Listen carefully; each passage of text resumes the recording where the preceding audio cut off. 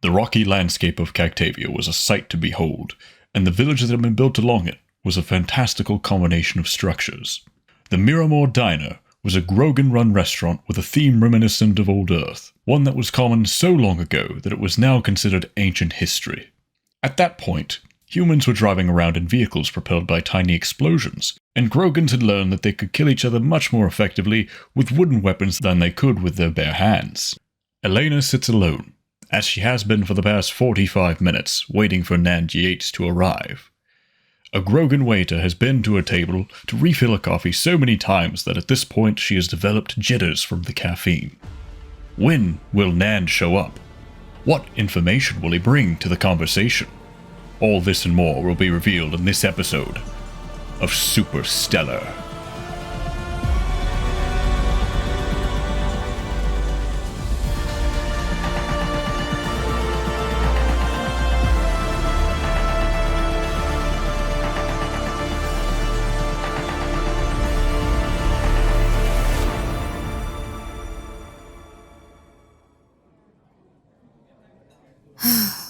How long am I willing to wait before I get out of here?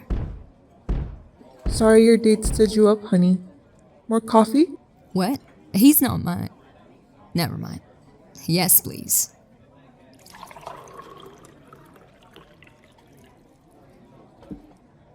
"15 more minutes, then I'm out of here."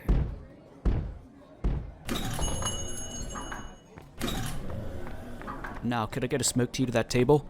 Thank you. Oh, but Krend, you wouldn't believe the time I had trying to get here. The ship was in the middle of getting cleaned, and then it got held up at the Union border station, which was fun. And to make matters worse, I missed my jump gate, so I had to turn right back around. I'm so sorry to keep you waiting, Elena. It's fine. You could have called, though. Then I could have avoided sitting here awkwardly for almost an hour. I know, and it's entirely my fault. Normally I'm so on top of these things, but we've been so busy recently. It's the season of our induction rituals, and that's always a lot to deal with. As long as you're ready to talk business now, we're good. Here's that tea, Nan, sweetie. Have you guys had enough time with the menu? Maybe a little too much time. Oh, you already have me figured out now. Shishangi scramble with extra scar sauce. Your usual. What about you, honey? I'll just have the blueberry pancakes. Thanks. One of my favorite things about this place is they actually cook on a stove and everything. It's really impressive if you haven't seen it before. No reheating, no rehydrating. They do it all back there, from raw ingredients. Maybe some other time. We've got business, remember? You're right. I suppose it can't all be fun and games. What was it you wanted to meet about? I've been assigned to 2 cases of interest from my company. Both were mass murders. Both involve victims of some level of significance. And both have been deemed unsolvable by my superiors and the Syndicate as a unit. Elena, I like you, but it sounds like you're about to ask me to do your job for you. I couldn't if I wanted to. Besides, I'm hardly qualified. I only investigate psionic happenings and am occasionally pulled into Union investigations, with substantial witnesses that can be psionically interrogated. Both things notably lacking from your cases. I thought you said last time that you weren't a part of the Union. I'm not. No psion belongs to any nation. We're actually forbidden from participating in politics. We do, however, contract our services out, and the Union happens to be our largest buyer. Money does make the galaxy go round, after all. Do you guys ever do any work for the Syndicate? Not willingly. Besides, I don't think they trust us very much. Verona is technically a hidden system within the Union. We just have treaties to guarantee our independence. Actually, there is one business that uses us, the Seers in particular. Since our Seers work on statistics and probabilities when seeing the future, there's a whole gambling market developed around their predictions. Probably not the best use of our powers, but people do love to play their stocks. What do you guys do most of the time? Well, it's like I said last time. Lots of tracking and bringing in psionic youth. Outside of that and our contract work, it's mainly disaster response. Me personally, I do a lot of reading. There's so much to know about our history. And you guys track the science using that relay network thing, right? Why doesn't it go off constantly when you guys go out? if it's picking up psionic energy. What we found is that there's a point in life where children begin to develop their psionic abilities. Those developing powers tend to bend energy around them in ways that are easily detectable by the Compact's network. Once a scion reaches maturity and can actually control their abilities, these bends stabilize and become moot in the grand scheme of things, outside of when we're actually using our abilities. Believe me, I got an earful after walking up that tree when we first met. Interesting. If scions do become completely invisible to their own relays at a certain point, isn't it possible this was a rogue scion? I doubt that's what Nan wants to hear. But surely someone could act without the Compact knowing exactly what they're doing. There's no way they could control every single scion individually. Back to why you're here. I noticed while I was investigating that there were other scions that were at the convention center investigation. I was hoping you could give some details as to why they were there. Ah, that would be Jin and Abdu. They mentioned someone freaked them out by the mere mention of the existence of the Compact. Yes, they were there investigating a psionic anomaly in the area. It was standard procedure for such an event. They didn't find anything, but we always have to check. You don't think it's weird that 2 psionic events happened at 2 separate mass murder investigations? I would think it's weird if there hadn't been a pattern of psionic disturbances all across the galaxy. Sometimes there are murders, sometimes there aren't. We haven't found the issue yet, but we're very confident that it's just a fault in our systems. Or someone could be exploiting the energy in some kind of way. You know how software can be. So, you find kids with psionic potential at all of these locations coincidentally? Or what? I don't understand why there'd be a disturbance if nothing had been there to do the disturbing. No. When a child begins to show the gift, that signal is very different to the ones we see at these events. Here, look at this.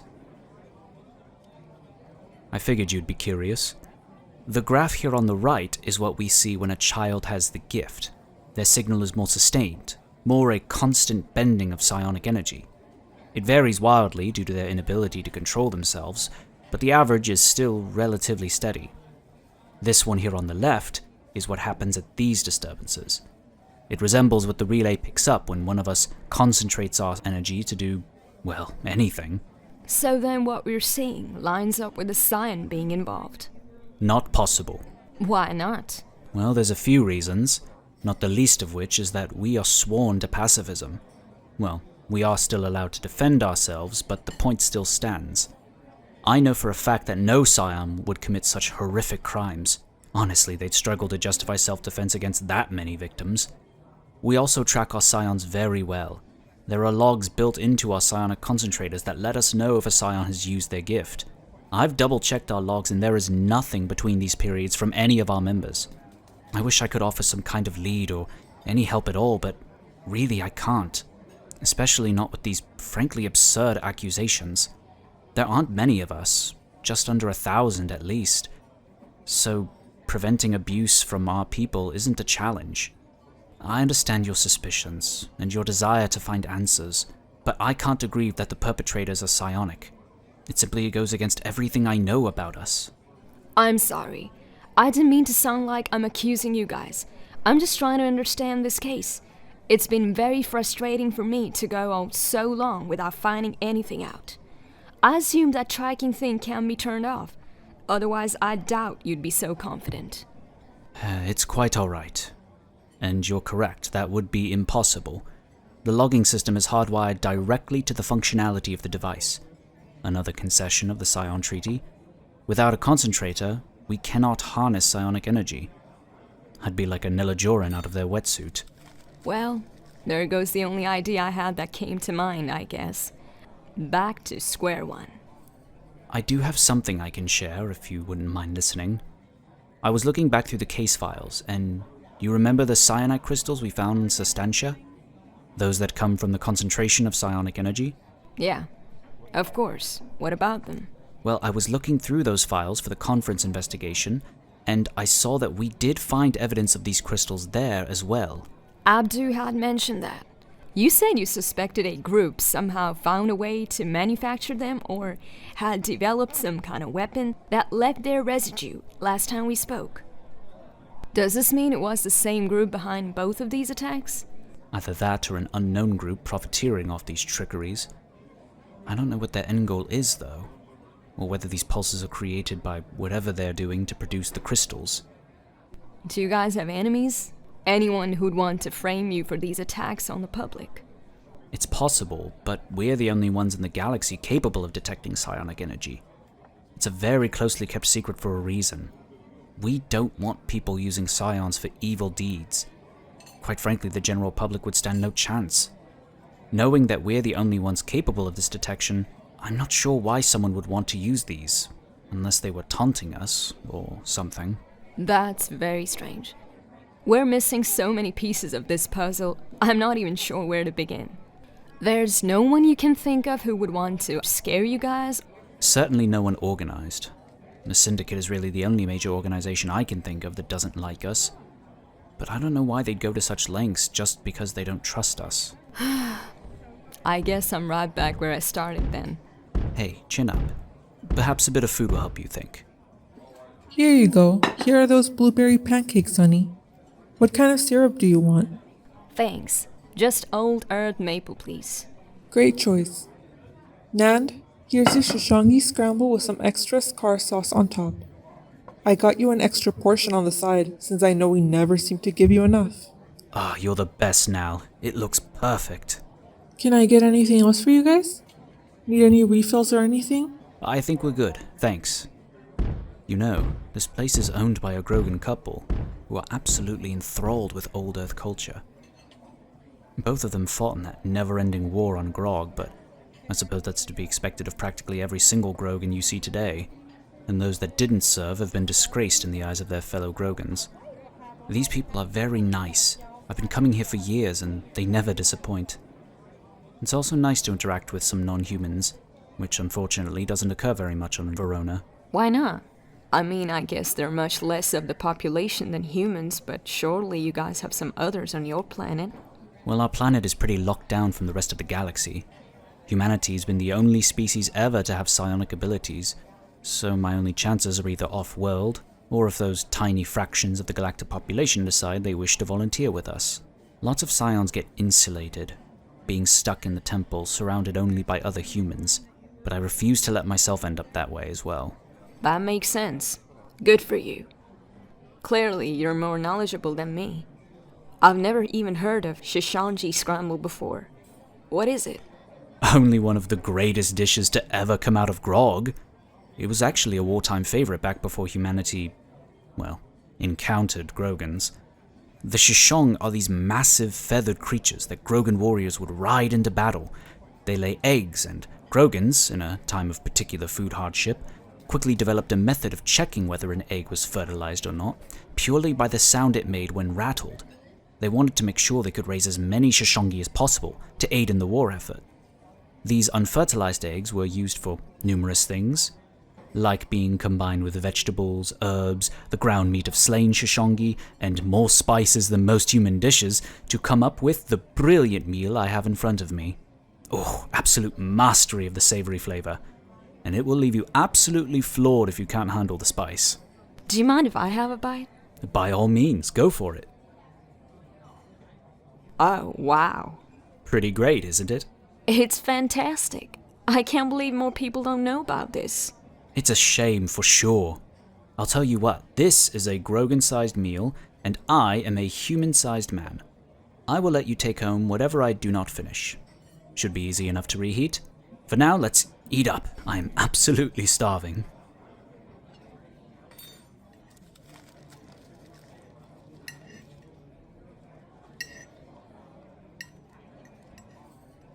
I wonder if there's anything else I can get out of Nand.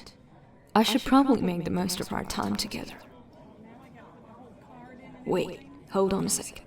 I've got it. So, what's the story behind this button, I think?